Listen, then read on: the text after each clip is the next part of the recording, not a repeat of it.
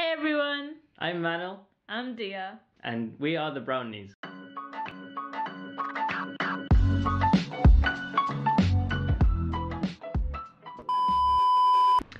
For our first podcast, we're going to do an AITA. What's an AITA, Manil? Am I the asshole? And the one we've picked today, am I the asshole for enforcing strict rules on my in-laws for them to see my son? Possibly.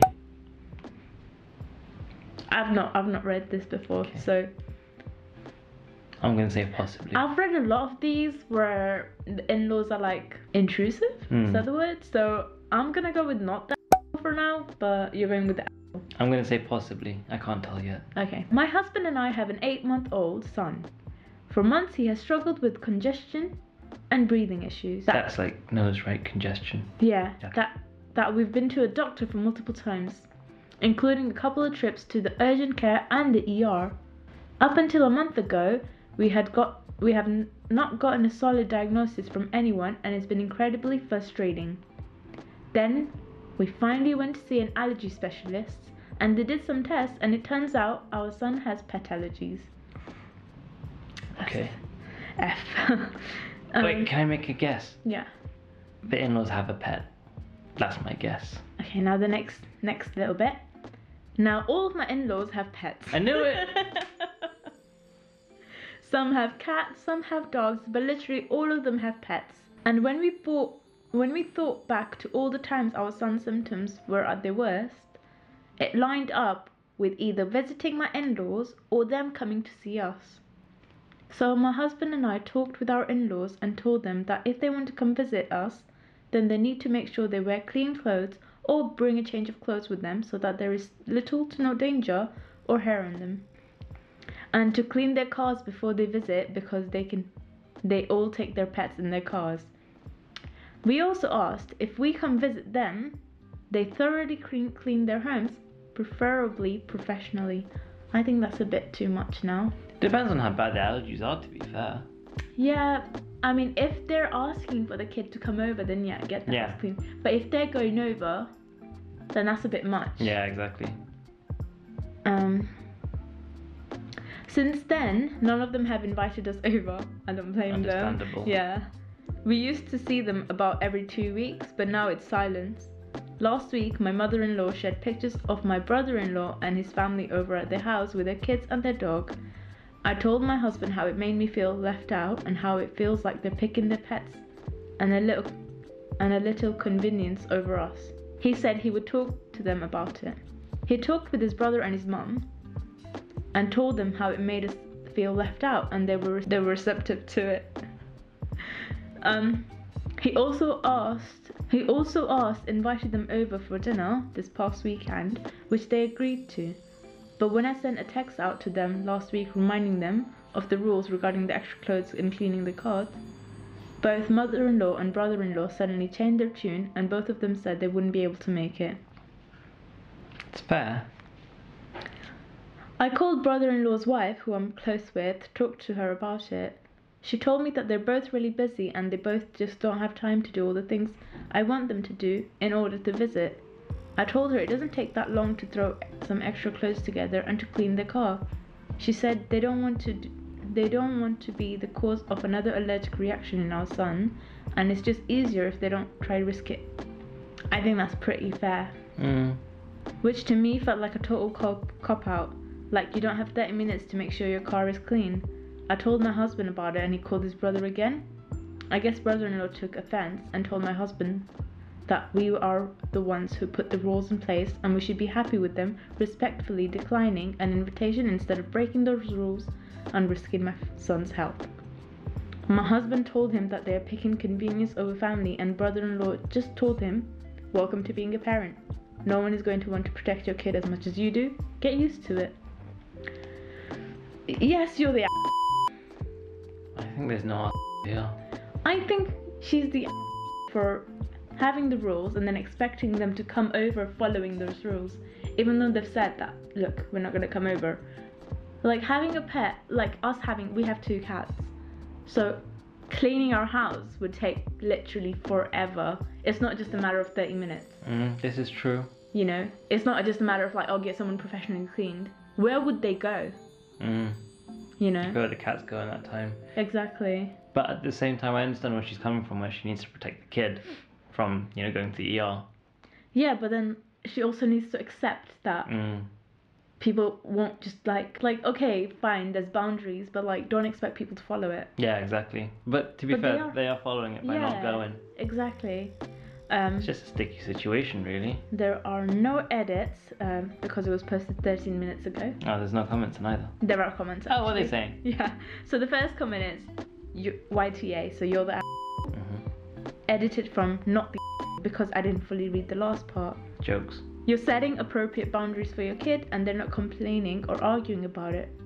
You're the asshole because you and your husband are trying to guilt them into visiting when they don't have time to do all the extra chores, which are more burdensome than you're acknowledging. Exactly. Everyone's saying you're the asshole. You can't give them two options and get mad when they choose the one they're okay with. Which I agree. That's which true. is exactly what I was thinking. Yeah, maybe this person's like perhaps suggest an outdoor meet where it won't be as much of an issue. That makes so much sense. That was even like maybe going to a restaurant. Yeah. Because, you know, COVID is basically over. Depends where they are. Yeah, true. Ooh, this one's interesting.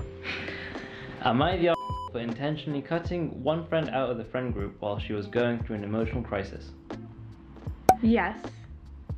Yeah, probably. Yes. For now, yes.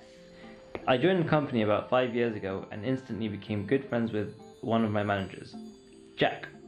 We formed a small friend group at work but that frequently hung out together, including SOs, movies, drinking, dinners, shows, you name it. I planned the first dinner and was voluntold. I planned the first dinner and was voluntold to be the permanent organizer of our outgoings after. One of these friends was June. I never liked June. She is known for treating anyone she considers a subordinate horribly, e.g., screaming at people for not bringing her coffee, and was horrible to me until she found out I was Jack's protege. But she and Jack had been friends before I showed up, so I included her in the group events. About 3 years ago, things got weird. June was having marital issues and developed a pretty ridiculous crush/obsession with Jack. Who's Jack again? Jack is the manager. Okay. Who is the writer, OP is the protege of Jack. Okay. Obsession with Jack. Oh yeah, constantly wanted to talk about him, made weird comments about people mistaking them for a couple when out at work events. Anyways, always in his office. That's so cringe. She even had a complete meltdown bawling in my office when I was trying to work late one night because Jack had won some award and hadn't told her. And she felt that she should have been the first person he told as one of the most important people in his life. She wasn't. That was just it for me, and I told her all the weird stuff she has been doing out of his earshot. And I told him all the weird stuff that she had been doing, okay. Jack was angry, his wife was angry, we tried to create some distance, but was willing to be civil to avoid awkwardness at group events. Instead, I just stopped inviting her to things. I cared a lot more about the comfort of Jack and his wife than her, and never wanted her around anyway.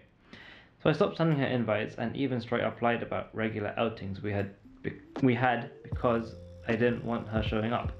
I told everyone she had done some uncomfortable stuff and that I wasn't going to invite her for a bit. I never talked to June about it.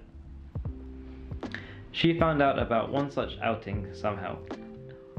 We changed the time and location from the usual spot, and she found out about one such outing somehow, showed up at the restaurant, and sat at a nearby table staring at us throughout dinner. After that, most people decided to cut her off entirely and not communicate with her except as required for work. One mutual friend contacted me privately, though, to say that June was devastated and angry at me, and that what I'd done was cruel. That while her behaviour was bizarre, I knew June was going through a rough divorce and intentionally got her cut off from the only support group she had. June changed jobs shortly after. It's been a while, but I saw her recently while out walking and it made me think about it again. Am I the asshole?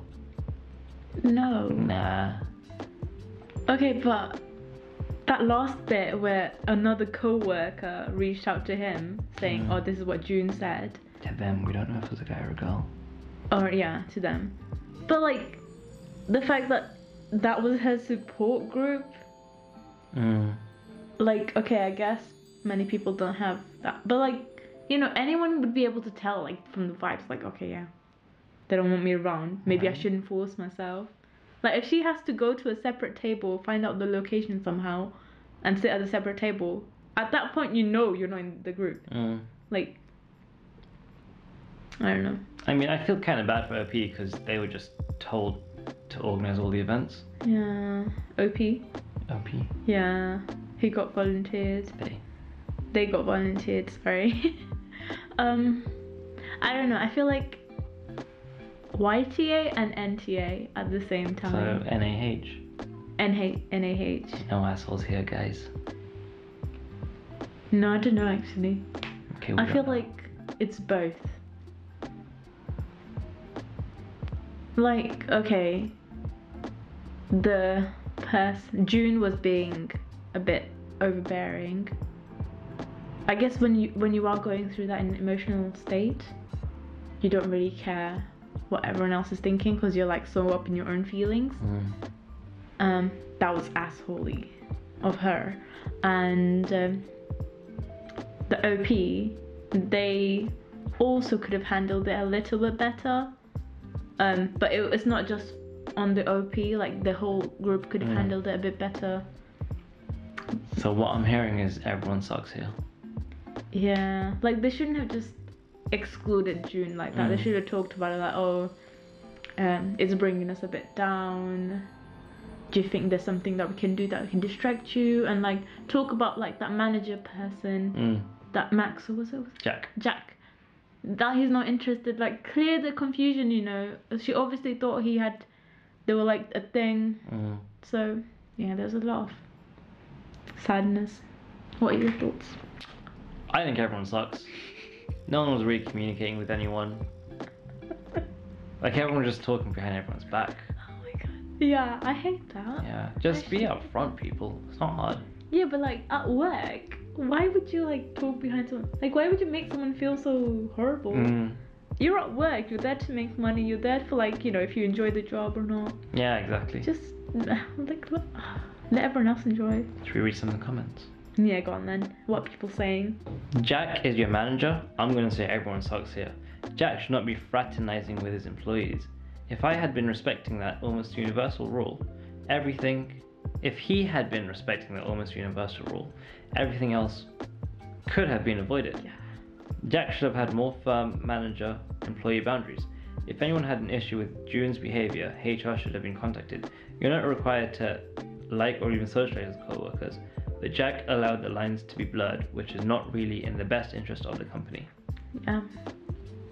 There's only one other comment, and it says everyone sucks here. Yeah. Not necessarily because you cut her off, but doing it sneakily. The way that you went about it was unnecessarily hurtful. Yeah. Okay, yeah. I'm glad that everyone's on the same page. Yeah, everyone sucks. Yeah. Thank you for joining us. It's been real. Subscribe, like, and share with your friends. Don't forget to comment. Oh yeah, and comment. Tell us what we could read next. Or maybe share your stories. Right? Bye!